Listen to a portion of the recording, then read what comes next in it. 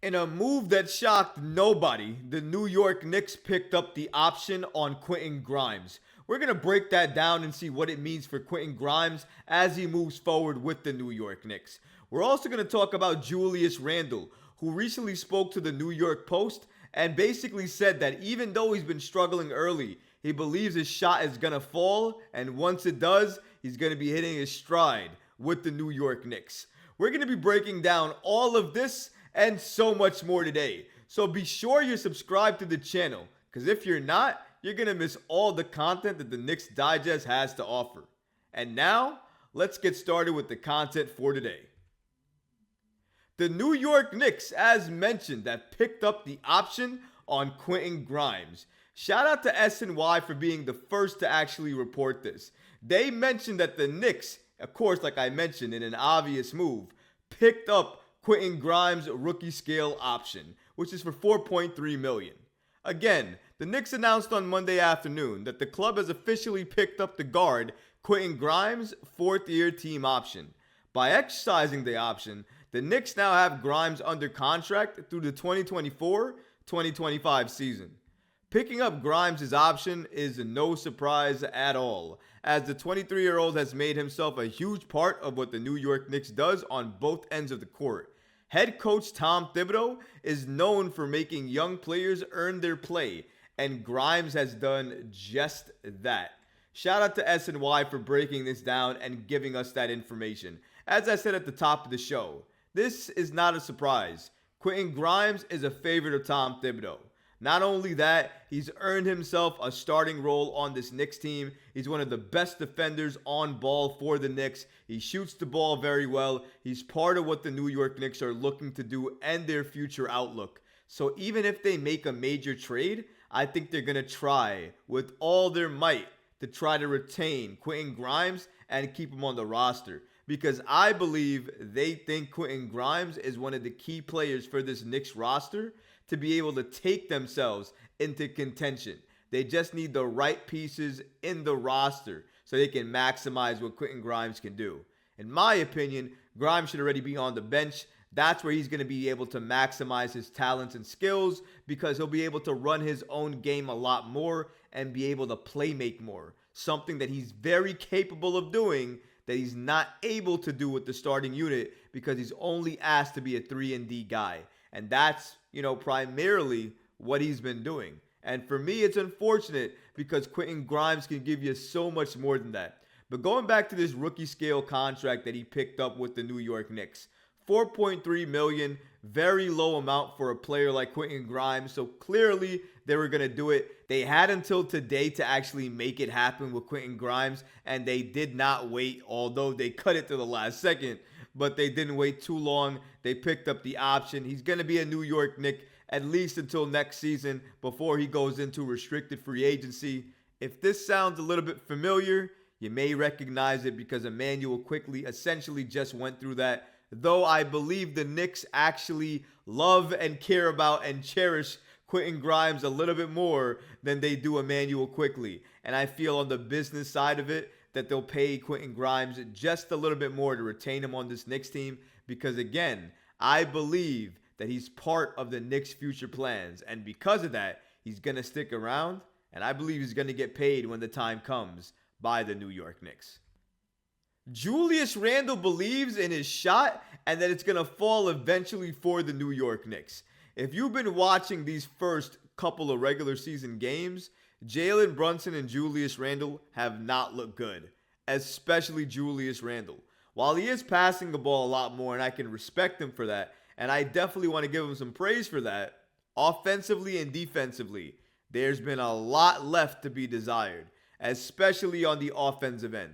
He had about 8 turnovers, I think, alone against the Pelicans, something that is not acceptable at all. But his offensive game, all of that all-star level talent that he gave you last year, we just can't find it right now.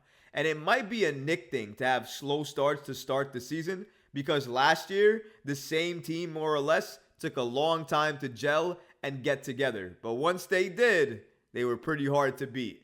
It seems like this same Knicks team is taking that same approach, and Julius Randle seems to be spearheading that, being one of the main people to be struggling.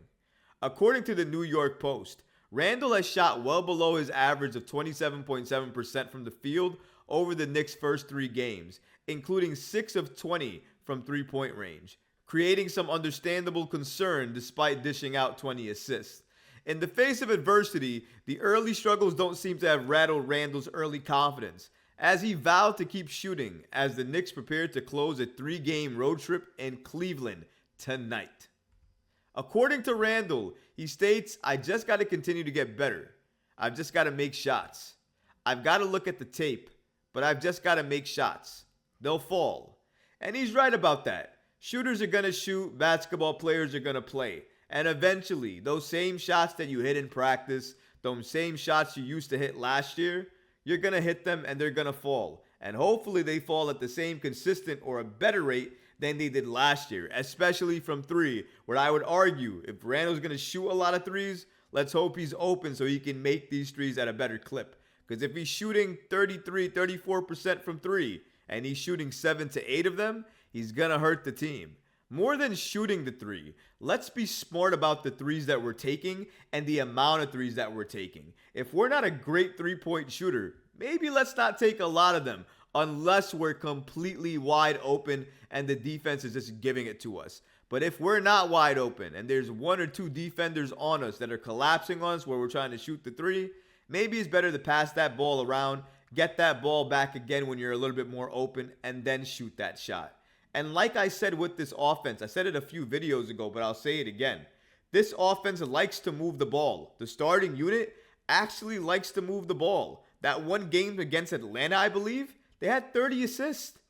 So they can pass the ball. They're capable of passing the ball. And of course, they enjoy playing with each other. You can see that. They just need to have a better approach in terms of how they handle themselves when they're passing that ball. They need to stop overpassing.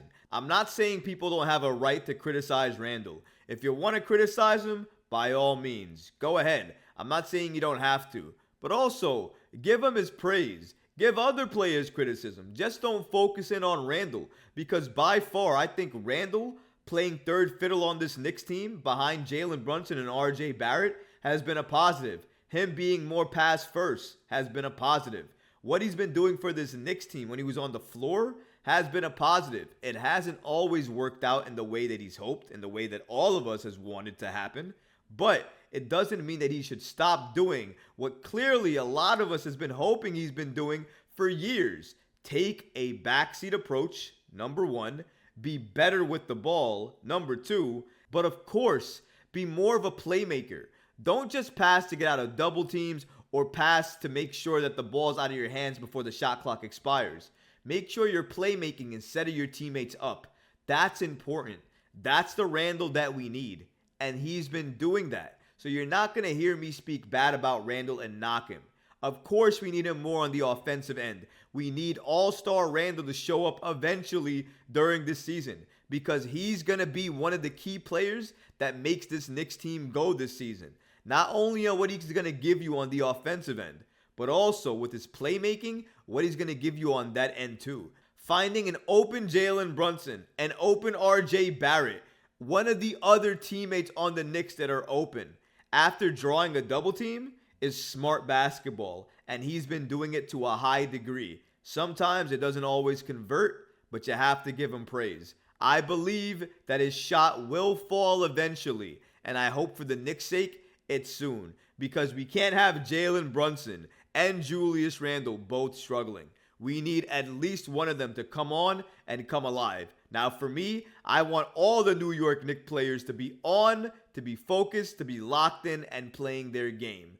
But struggles are going to happen. And if they're going to happen, at least let one of Julius Randall or Jalen Brunson not be affected by it, so they can also thrive with RJ Barrett and some other players on the team. We're going to need that if we're going to beat Cleveland tonight.